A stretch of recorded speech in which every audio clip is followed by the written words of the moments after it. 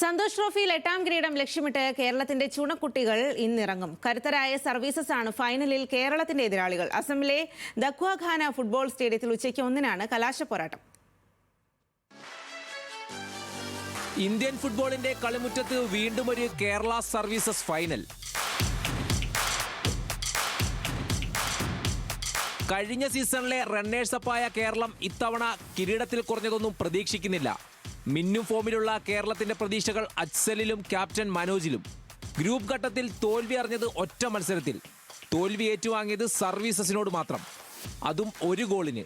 ക്വാർട്ടറിൽ ആതിഥേയരായ ആസാമിനെയും സെമിയിൽ പഞ്ചാബിനെയും കീഴടക്കിയാണ് കേരളം തുടർച്ചയായ 2ാം ഫൈനലിന് എത്തിയത്.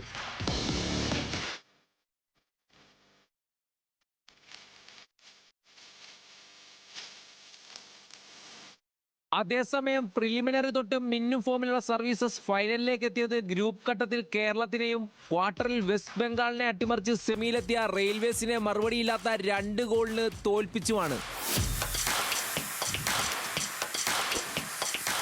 ഗ്രൂപ്പ് ഘട്ടത്തിലെ തോൽവിക്ക് മറുപടി പറയാൻ എത്തുന്ന കേരളവും ഗ്രൂപ്പ് ഘട്ടത്തിലെ ജയം ആവർത്തിക്കാൻ സർവീസസും ഇറങ്ങുമ്പോൾ മത്സരം തീപാറും.